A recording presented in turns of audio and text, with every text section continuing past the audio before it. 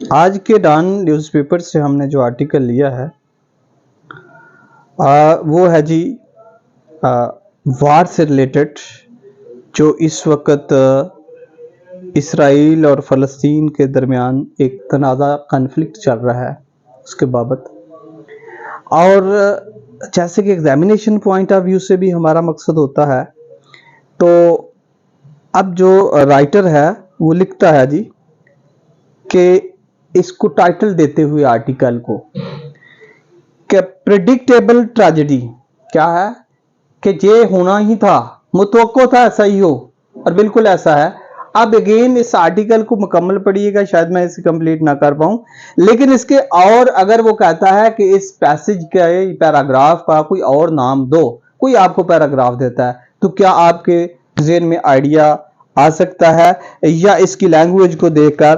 तो ये है जी अनएंडिंग वार दोनों की। चूंकि ये जो तनाज़ा चल रहा है ये आज का नहीं है, ये डिकेड्स ओल्ड, 70 साल से ज्यादा अरसा का, और ये एक सप्रेशन की वजह से है, मसलसल एक जबर जुल्म की वजह से है। और आगे इसका दूसरा टाइटल जो पॉसिबल हो सकता है, रिजल्ट ऑफ ब्रूटैलिटी, कि कहीं भी किसी पे मसलसल आप ब्रूटैलिटी करेंगे तो अल्टीमेटली क्या होगा कि जुल्म तशद्दुद करेंगे, तो अल्टीमेटली यही होगा। तीसरा सब्जेक्ट पॉसिबल इसका जो हो सकता है, टाइटल हो सकता है एक्शन ऑफ सप्रेशन, कि सप्रेशन करेंगे तो उसका कोई एक्ट होगा और इसका रिएक्शन आएगा या एक्शन होगा।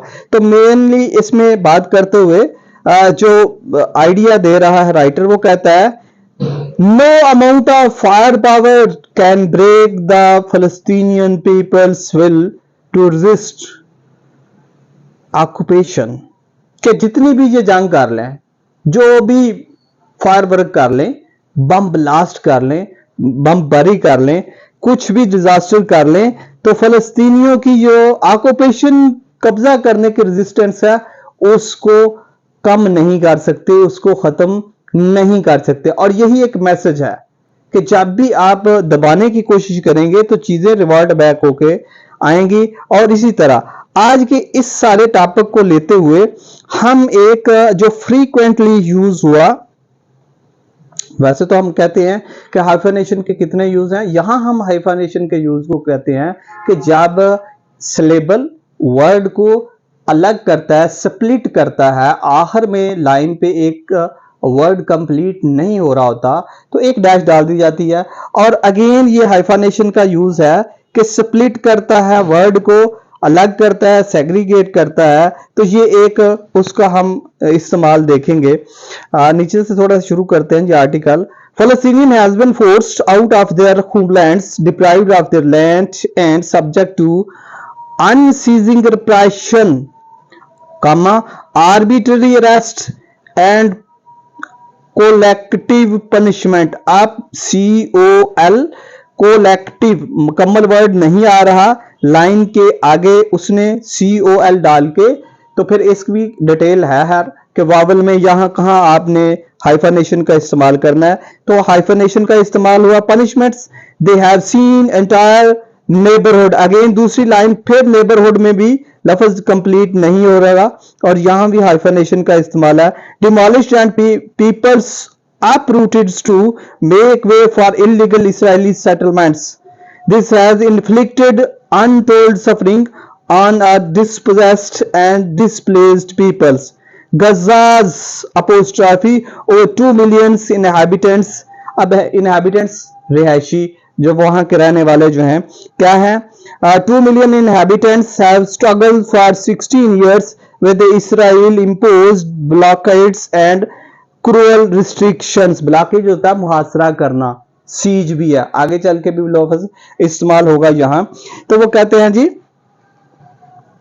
क्रूअल रिस्ट्रिक्शंस, शदीद किस्म की जालमाना पाबंदियों के खिलाफ, that have wreaked havoc in their lives in the territory described as the world's largest open air prison।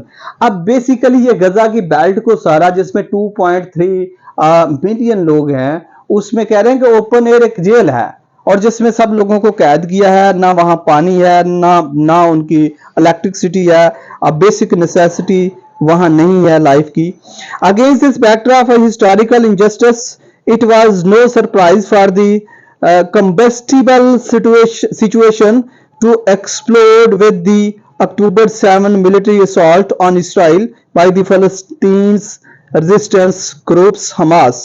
Israel ferocious, ये लफ्ज है जी फिरोशस, जालमाना, ठीक है, और सप्रेसिव, जबरदस्ती, सांगदिल, वहशाना, ferocious and indiscriminate retaliation added another grim chapter to Palestine's tragedy. Israel vowed mighty revenge, again quotation mark में mighty revenge की बात करता है जी, and imposed a siege on Gaza.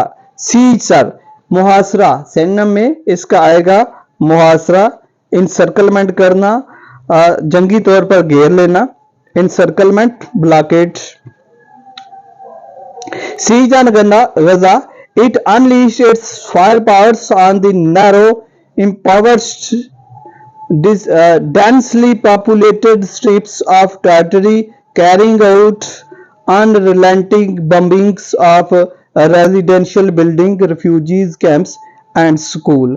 तो वो कह रहे हैं कि ये जो संग दिल किस्म के उन पे बमबारी हो रही है, तो अल्टीमेटली राइटर ये कहता है कि ना तो OIC इसमें जो है वो कोई किरदार अदा कर रही है, जो कि ऑर्गेनाइजेशन ऑफ इस्लामिक कोऑपरेशन है, और 57 कंट्रीज, मुस्लिम कंट्री, जिसमें 56 मुस्लिम कंट्रीज हैं, वो जस्ट स्टेटमेंट देने के अलावा कुछ नहीं कर रही। और इन सारे सर्कमस्टेंस में अब जो है अल्टीमेटली एक रिटेलिएशन अगेन आएगी और ये रेजिस्टेंस अगेन होगी। तो इस सारे आर्टिकल को अगर आप गौर से पढ़ेंगे तो आपको पता चलेगा, इसमें आगे चल के काफ़ी चीज़ें जो हैं उसने जो जनरल नॉलेज के हवाले से भी दी हुई हैं, और इसमें करंट अफेयर भी शामिल है, और पॉसिबिलिटी है कि इसी सब्जेक्ट पे कोई ना कोई क्वेश्चन भी आएगा।